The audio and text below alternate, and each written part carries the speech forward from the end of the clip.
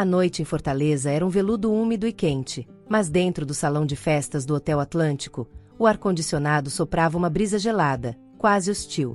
Era ali, sob o lustre de cristal austríaco que refletia 1000 sóis frios, que a alta sociedade cearense celebrava mais um de seus rituais de caridade, um palco onde o luxo e a hipocrisia dançavam uma valsa ensaiada. Vitória Vasconcelos Camargo movia-se pelo salão com a gravidade de uma rainha em seu domínio. Esposa de Roberto Camargo, o magnata por trás da Camargo Empreendimentos, ela era a personificação do privilégio. Seu vestido, um haute couture que parecia ter sido esculpido em gelo e seda, custava o equivalente a uma pequena casa no subúrbio. Para Vitória, a noite não era sobre a causa beneficente, mas sobre a exibição, de joias, de poder e, sobretudo, de um desprezo sutil, mas palpável, por tudo que não pertencesse ao seu círculo dourado. Ela sorria, mas seus olhos azuis, duros como pedras preciosas, avaliavam e descartavam. No epicentro daquele brilho opulento, movia-se uma figura de contraste silencioso, Yasmin Oliveira. Aos 24 anos, com a pele morena e os traços fortes que contavam a história de um Nordeste resiliente, ela estava ali como garçonete extra. O coque apertado, o uniforme preto e branco, tudo nela gritava discrição, mas havia uma quietude em seus movimentos, uma leveza no carregar das bandejas, que a distinguia. Yasmin não estava ali por vocação, mas por necessidade. Cada taça de espumante servida era um passo a mais para pagar o último semestre de seu MBA em Economia na Universidade Federal do Ceará, e para enviar algum dinheiro à mãe, que lutava para manter a pequena pensão no bairro de Fátima. Ela observava o salão com a acuidade de uma socióloga, catalogando a ostentação. As conversas vazias, os risos forçados, a maneira como o dinheiro se manifestava em gestos de falsa generosidade. Yasmin carregava o peso de sua própria história, uma história de sacrifícios e mérito acadêmico, que a havia levado até a beira daquele mundo, mas nunca para dentro dele. O encontro era inevitável, um choque de placas tectônicas sociais. Vitória, em meio a uma gesticulação dramática para um grupo de socialites, virou-se abruptamente. Yasmin vinha em sentido contrário, a bandeja equilibrada com perfeição.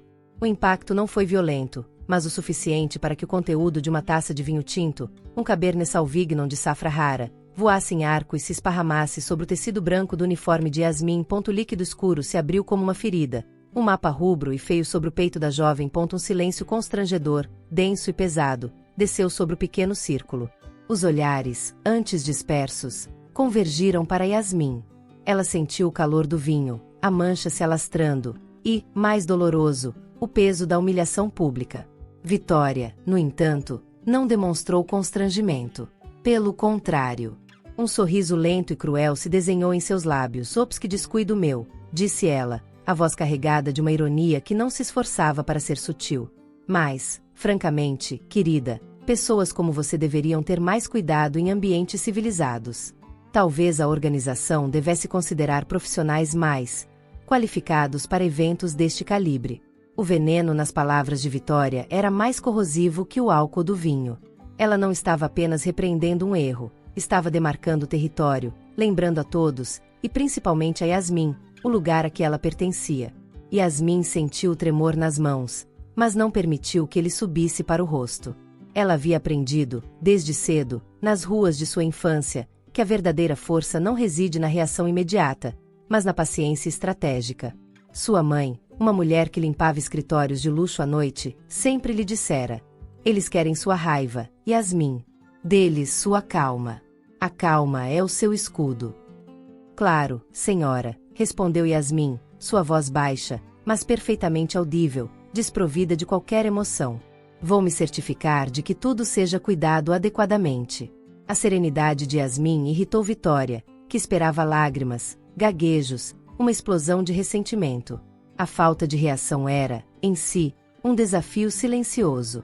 Enquanto se afastava em direção à cozinha, com a mancha de vinho como uma insígnia de sua condição, Yasmin passou pela mesa principal. Ali, Roberto Camargo, o marido de Vitória, observava a cena. Um homem de 50 e poucos anos, com cabelos grisalhos e a expressão de quem carrega o peso de um império, ele era conhecido por sua perspicácia fria. Seus olhos, cansados e inteligentes, encontraram os de Yasmin por um instante fugaz. Não havia pena no olhar de Roberto, mas algo mais complexo, um reconhecimento. Ele havia construído sua fortuna observando as pessoas quando elas pensavam que ninguém estava olhando. E naquele momento, ele viu a crueldade gratuita de sua esposa e a dignidade inabalável da jovem. Aquele breve contato visual foi uma faísca, um reconhecimento mútuo de que havia mais ali do que a superfície mostrava. Na cozinha, o cheiro de fritura e desinfetante era um alívio bem-vindo. Yasmin se permitiu um suspiro profundo. Ela tocou a mancha em seu uniforme. Não era apenas vinho, era a materialização da injustiça, da diferença abissal entre os mundos. Mas, em vez de desespero, uma determinação fria começou a se formar em seu íntimo. A humilhação, ela percebeu, não a diminuiria, ela fortaleceria. O que ninguém naquele salão sabia era que Yasmin não era apenas uma estudante de MBA. Ela era uma especialista em economia comportamental, com uma tese em andamento sobre a discriminação sistêmica em ambientes corporativos e como a humilhação pública pode ser usada como catalisador para a mudança. E, mais importante, ela carregava no bolso um pequeno gravador digital, ativado desde o início do turno, um hábito de segurança que havia adquirido em seus trabalhos noturnos. Vitória havia acabado de lhe fornecer o estudo de caso perfeito. Capítulo 2. O veneno e o contra-ataque. Vitória não se contentou com a primeira humilhação. A ausência de reação de Yasmin a havia desestabilizado. Ela precisava de uma vitória completa, de uma rendição pública. Quando Yasmin retornou ao salão, com um uniforme novo e uma compostura ainda mais férrea, Vitória já havia reunido sua plateia. O círculo de socialites, liderado por Maria Albuquerque, herdeira de uma rede de hospitais, pendia de seus lábios. Vocês viram a audácia? Vitória dramatizava, a voz elevada o suficiente para ser ouvida nas mesas próximas. A falta de finesse. É por isso que a seleção de pessoal é crucial. Certas pessoas simplesmente não entendem o protocolo. Maria assentiu vigorosamente, seus olhos injetados de julgamento. Absolutamente, querida. Tive que demitir minha governanta porque ela questionou a marca do meu azeite. Limites. Vitória. Essas pessoas precisam entender os limites. Yasmin se aproximou da mesa, substituindo os copos vazios. Ela ouvia os fragmentos da conversa, as farpas venenosas. Pelo menos ela voltou, sussurrou uma das mulheres. Deve estar desesperada pelo emprego. Vitória notou a presença de Yasmin e elevou o tom, mirando-a diretamente. De qualquer forma, meninas, não sejamos tão duras. Nem todos tiveram a sorte de nascer em berço de ouro e receber uma educação adequada. O que Vitória ignorava era a trajetória de Yasmin. A jovem havia se formado com honras em economia pela Fundação Getúlio Vargas, FGV, antes de ser aceita no concorrido programa de MBA. Aos 16 anos, ela já administrava as finanças da família, transformando pequenas economias em um fundo que ajudou a pagar a faculdade de seus irmãos. Sua educação não era apenas adequada, era superior à de muitos ali presentes, comprada com mérito e sacrifício, não com herança. Maria Albuquerque, sentindo-se encorajada, decidiu dar o golpe final. Ela se dirigiu a Yasmin com uma condescendência açucarada. Querida, você entende que os trabalhadores devem permanecer discretos, não é? Evitar chamar atenção desnecessária para si mesmos. Sim, senhora, respondeu Yasmin, mantendo contato visual. Eu entendo perfeitamente. A firmeza na resposta de Yasmin, a articulação clara, fez Maria hesitar. Havia uma inteligência ali que não se encaixava no papel de garçonete humilde. Vitória percebeu a falha e decidiu intensificar o ataque, buscando a humilhação máxima. Ela se levantou e caminhou até Yasmin, o sorriso de predadora. Maria está certa.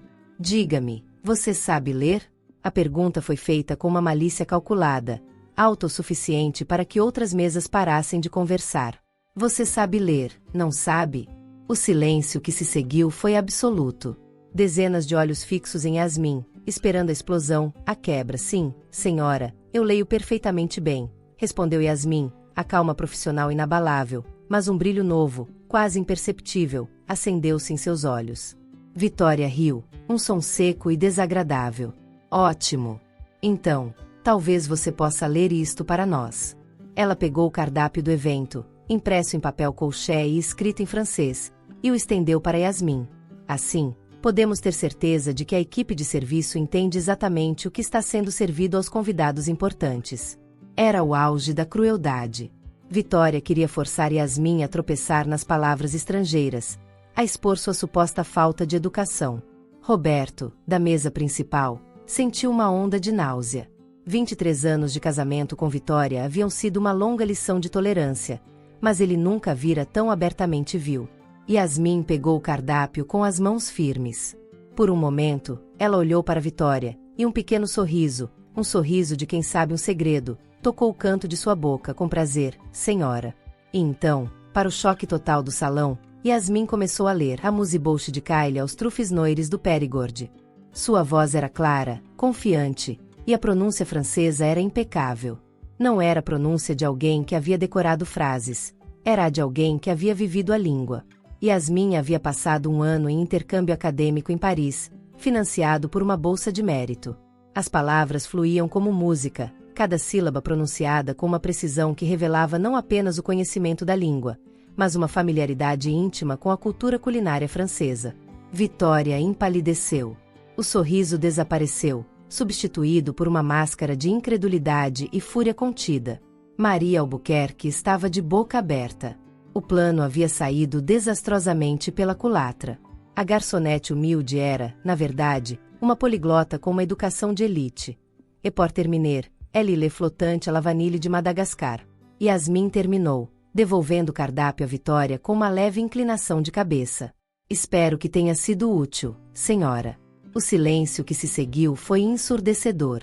Vitória segurava o cardápio como se fosse um objeto em chamas, completamente sem palavras. A simples garçonete possuía um nível de sofisticação que rivalizava com qualquer um ali. Roberto Camargo se levantou.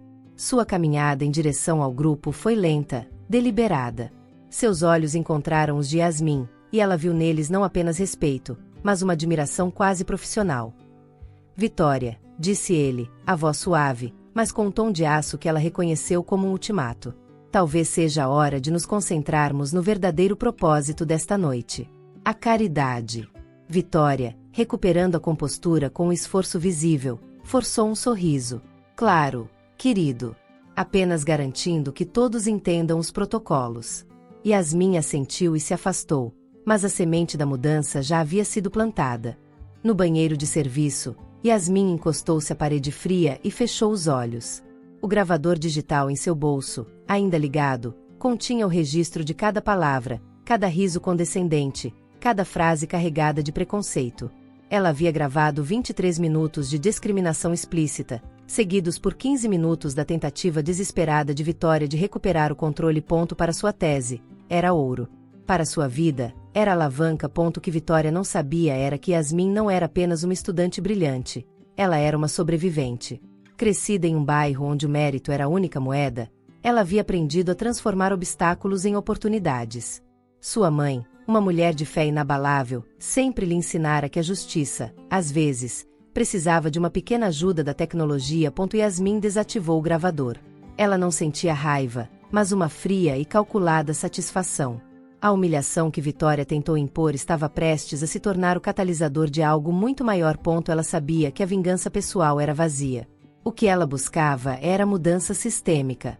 Sua tese de MBA não era apenas um trabalho acadêmico. Era um plano de ação para desmantelar a discriminação velada em grandes corporações. E agora, ela tinha prova viva, o estudo de caso perfeito, e, ironicamente, o acesso indireto ao império de Roberto Camargo. Ao verificar seu reflexo, Yasmin viu a mancha de vinho no uniforme descartado. Ela não era mais a garçonete humilhada.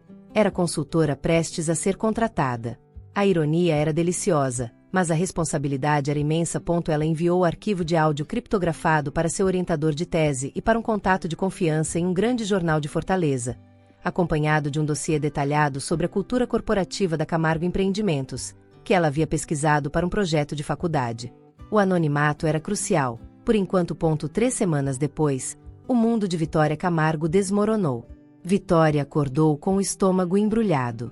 Eram 6h30 da manhã, e seu telefone vibrava incessantemente. 47 chamadas perdidas, centenas de mensagens. O primeiro link que Maria Albuquerque havia enviado, com uma mensagem em caixa alta: "O que você fez, Vitória?", a fez sentir como se o chão tivesse sido puxado de debaixo de seus pés. A manchete do Diário do Nordeste gritava: Áudio viral expondo racismo e elitismo choca a elite de Fortaleza, magnata do setor imobiliário envolvido. Abaixo, uma foto dela no evento de gala, a expressão de desdém congelada para a eternidade. O áudio de 23 minutos estava sendo reproduzido em todas as principais estações de rádio e portais de notícias. Cada palavra venenosa que ela havia proferido contra Yasmin ecoava cristalina, acompanhada por comentários indignados de apresentadores e depoimentos devastadores de pessoas que haviam testemunhado a cena. Ela desceu as escadas correndo, encontrando Roberto na cozinha, lendo o jornal com uma calma assustadora. Roberto, você tem que fazer alguma coisa. Ela gritou, agitando o celular. Isso é um ataque coordenado. Aquela garçonete está tentando nos destruir. Roberto dobrou o jornal com precisão cirúrgica e pousou sobre a mesa. Seus olhos, quando a encontraram, eram frios, distantes. Finais, Vitória, disse ele, a voz baixa e controlada.